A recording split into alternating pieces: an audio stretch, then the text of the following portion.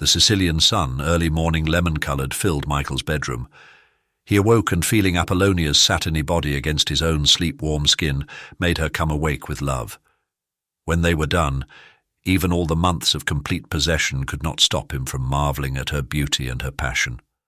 She left the bedroom to wash and dress in the bathroom down the hall. Michael, still naked, the morning sun refreshing his body, lit a cigarette and relaxed on the bed. This was the last morning they would spend in this house and the villa. Don Tomasino had arranged for him to be transferred to another town on the southern coast of Sicily. Apollonia, in the first month of pregnancy, wanted to visit with her family for a few weeks and would join him at the new hiding place after the visit. The night before, Don Tomasino had sat with Michael in the garden after Apollonia had gone to bed. The Don had been worried and tired, and admitted that he was concerned about Michael's safety. "Your marriage brought you into sight," he told Michael. "I'm surprised your father hasn't made arrangements for you to go someplace else.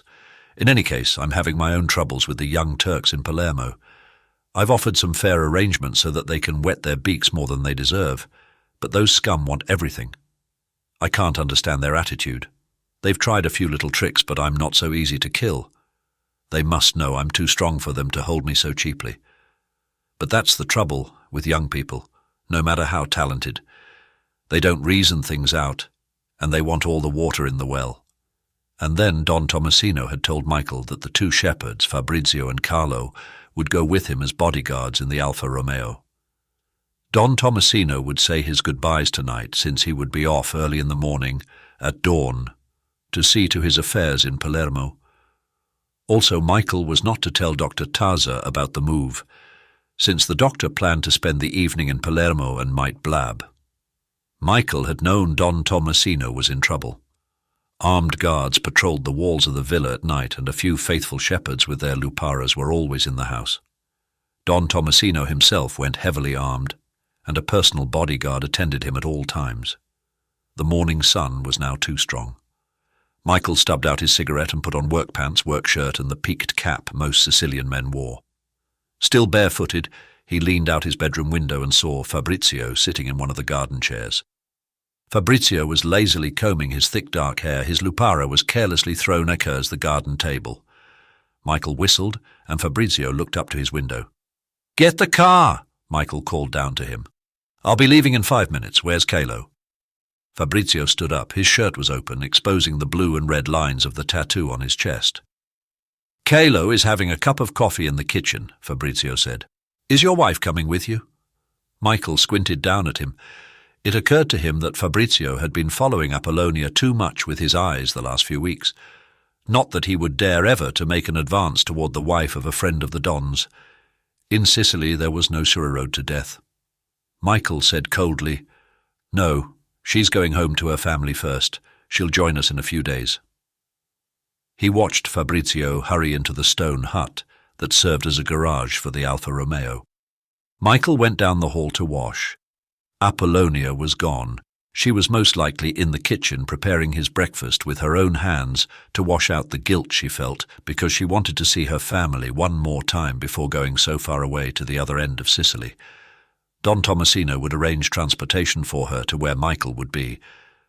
Down in the kitchen, the old woman Filomena brought him his coffee and shyly bid him a goodbye. "I'll remember you to my father," Michael said, and she nodded. Carlo came into the kitchen and said to Michael, "The car's outside. Shall I get your bag?" "No, I'll get it," Michael said.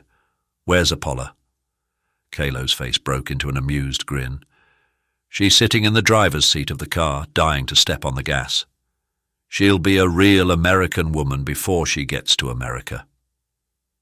It was unheard of for one of the peasant women in Sicily to attempt driving a car. But Michael sometimes let Apollonia guide the Alfa Romeo around the inside of the villa walls, always beside her, however, because she sometimes stepped on the gas when she meant to step on the brake. Michael said to Carlo, "Get Fabrizio and wait for me in the car." He went out of the kitchen and ran up the stairs to the bedroom. His bag was already packed. Before picking it up, he looked out the window and saw the car parked in front of the portico steps, rather than the kitchen entrance. Apollonia was sitting in the car, her hands on the wheel like a child playing. Carlo was just putting the lunch basket in the rear seat. And then Michael was annoyed to see Fabrizio disappearing through the gates of the villa on some errand outside. What the hell was he doing? He saw Fabrizio take a look over his shoulder, a look that was somehow furtive. He'd have to straighten that damn shepherd out. Michael went down the stairs and decided to go through the kitchen to see Filomena again and give her a final farewell. He asked the old woman, "Is Dr. Taza still sleeping?" Filomena's wrinkled face was sly. "Old roosters can't greet the sun. The doctor went to Palermo last night." Michael laughed. He went out the kitchen entrance and the smell of lemon blossoms penetrated even his sinus-filled nose. He saw Apollonia wave to him from the car just 10 paces up the villa's driveway, and then he realized she was motioning him to stay where he was, that she meant to drive the car to where he stood. Kylo stood grinning beside the car, his lupara dangling in his hand. But there was still no sign of Fabrizio. At that moment, without any conscious reasoning process, everything came together in his mind, and Michael shouted to the girl, "No! No, Apollonia!" But his shout was drowned in the roar of the tremendous explosion as Apollonia switched on the ignition. The kitchen door shattered into fragments and Michael was hurled along the wall of the villa for a good 10 feet. Stones tumbling from the villa roof hit him on the shoulders, and one glanced off his skull as he was lying on the ground. He was conscious just long enough to see that nothing remained of the Alfa Romeo but its 4 wheels and the steel shafts which held them together.